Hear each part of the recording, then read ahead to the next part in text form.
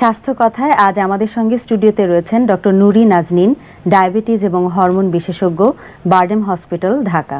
আসসালামু আলাইকুম। আপা, আজ আমরা একটু মানে ক্রিটিক্যাল কিছু বিষয় নিয়ে কথা বলবো। যেমন আমরা দেখি যে হাড়ের সমস্যা আজকাল খুব বেশি হচ্ছে, ঘরে ঘরেই দেখা যায় যে একটু বয়স হলেই হাড়ের সমস্যাটা বাড়তে থাকে মানুষের। তো এই ক্ষেত্রে এত সমস্যাগুলোর বোধহয় প্রকারভেদ রয়েছে, যেমন অস্টিওপোরোসিস একটি খুব জটিল সমস্যা, যেটা আসলে আমরা সাধারণ মানুষেরা ওভাবে বুঝিও না। তো প্রথমে যদি অস্টিওপোরোসিসটা কি এটা একটু বলেন।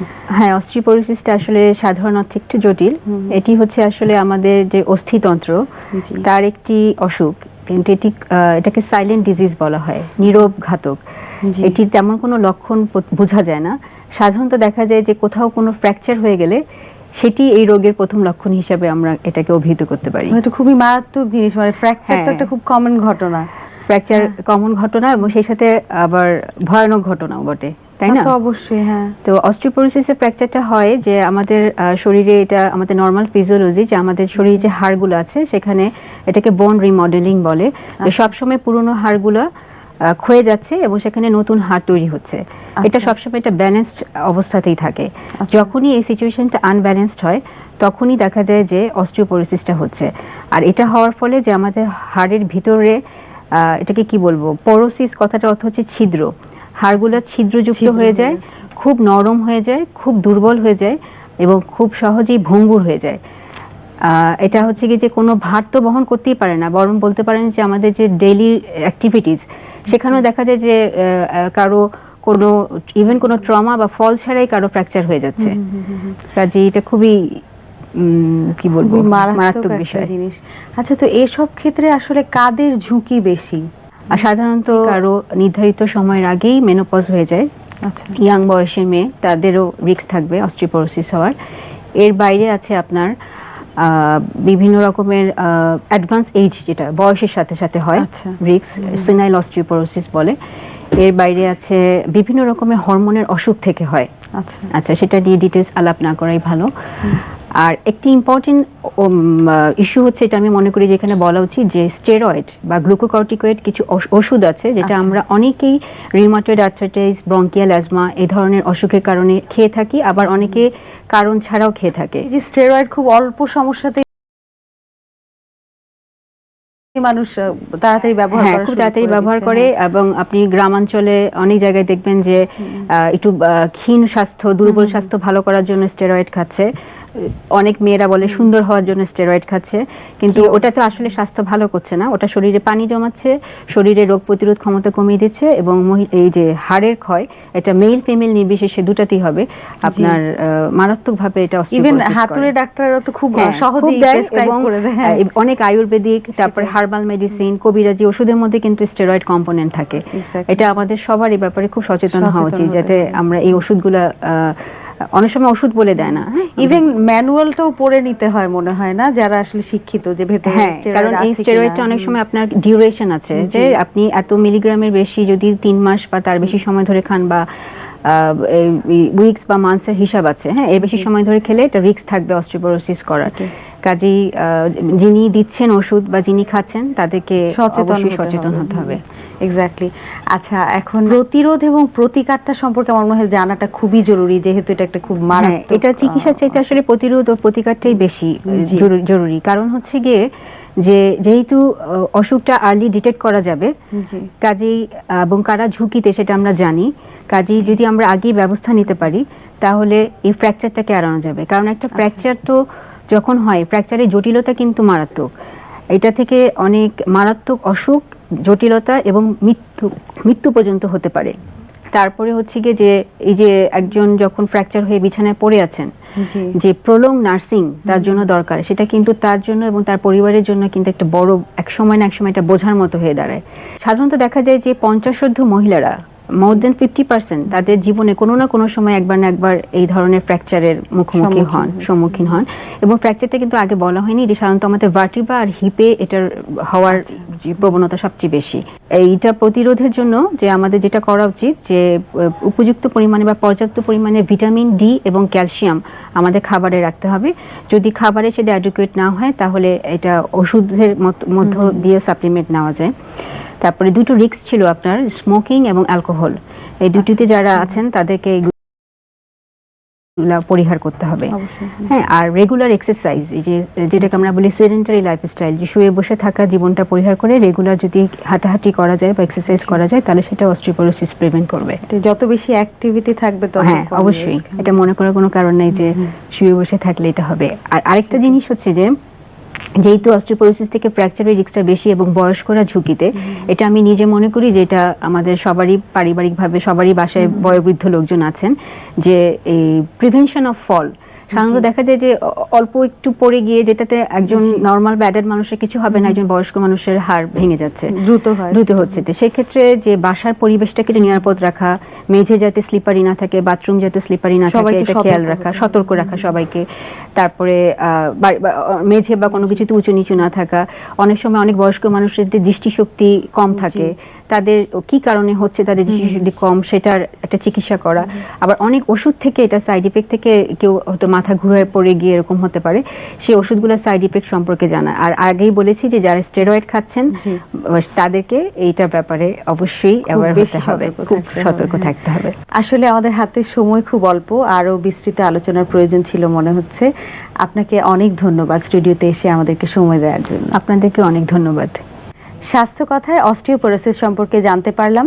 আশা করি আমরা আমাদের দৈনন্দিন জীবনে, বিশেষ করে নারীরা, এ ব্যাপারে খুব বেশি সতর্ক এবং সচেতন হব। পরবর্তী আলোচনা।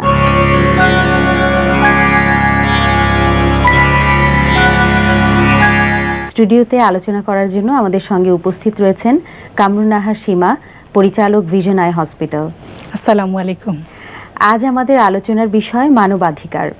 আমরা জানি যে সমস্ত বিশ্ব জুড়ে সবচেয়ে বেশি আলোচিত এবং সর্বাধিক লঙ্ঘিত বিষয় হচ্ছে মানবাধিকার।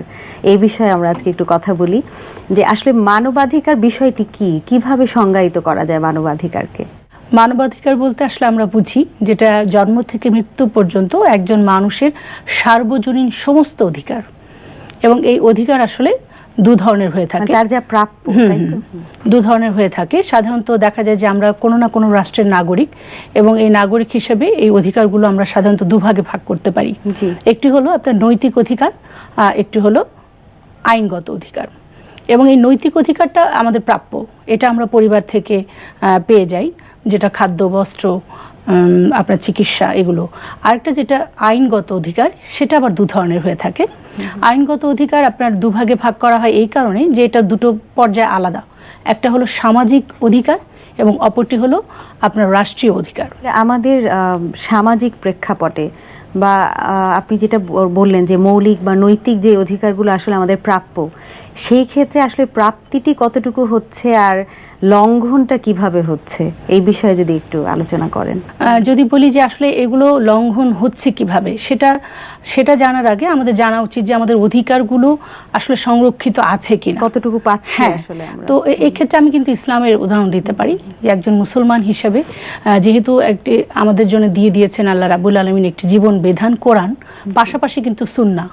তো এগুলোর মাধ্যমে কিন্তু আমরা দেখতে পাচ্ছি যে প্রত্যেকটি ক্ষেত্রে আমাদের যে অধিকারগুলো মানুষ হিসেবে আমাদের প্রাপ্য, সেগুলো দিয়ে দেওয়া হয়েছে।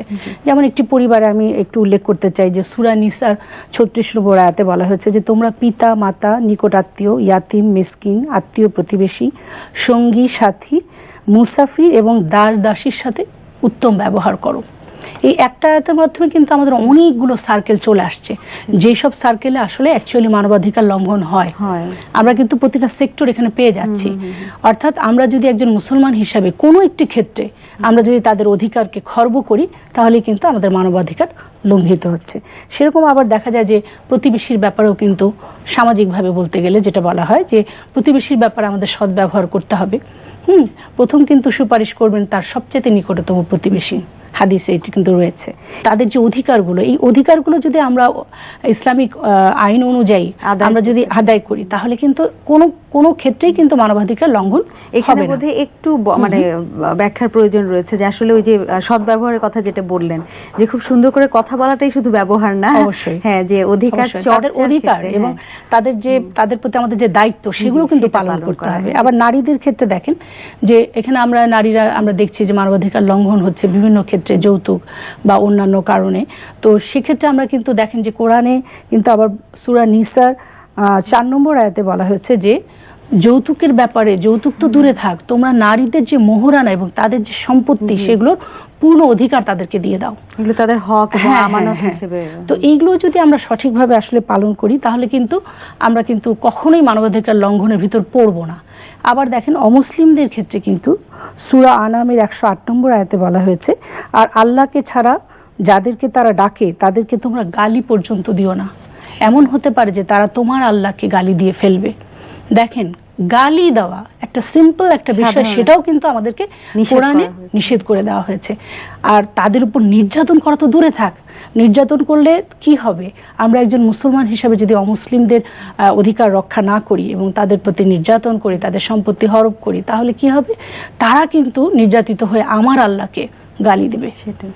তো সেক্ষেত্রে আমি এটাই বলতে চাচ্ছি যে প্রত্যেকটা সেক্টরে, আপনার শিশু বলেন, নারী বলেন, আপনার শ্রমিক বলেন এবং এই যে অমুসলিম বলেন, এই প্রত্যেকটা সেক্টরে কিন্তু আমরা দেখতে পাচ্ছি যে ইসলাম আমাদেরকে এমনভাবে অধিকার দিয়ে দিয়েছে যে সেই অধিকারগুলো যদি আমরা লঙ্ঘন করি তাহলেই আমাদের কিন্তু মানবাধিকার লঙ্ঘন হবে। তাছাড়া কিন্তু মানবাধিকার লঙ্ঘন হওয়ার প্রশ্নই আসে না। খুবই একটি গুরুত্বপূর্ণ পয়েন্ট বললেন আপনি, যে আসলে ইসলামই কিন্তু সংখ্যালঘু বা অন্যান্য ধর্মাবলম্বীদের সবচেয়ে বেশি অধিকার সংরক্ষণ করেছে। আসলে আমাদের সময় খুব অল্প, সুন্দর আলোচনা হচ্ছিল। আপনি যদি শেষ দু একটি বাক্যে বলেন যে আসলে এই যে মানবাধিকার লঙ্ঘিত হচ্ছে, এক্ষেত্রে এর চর্চা বা আমাদের করণীয়টা কি হতে পারে?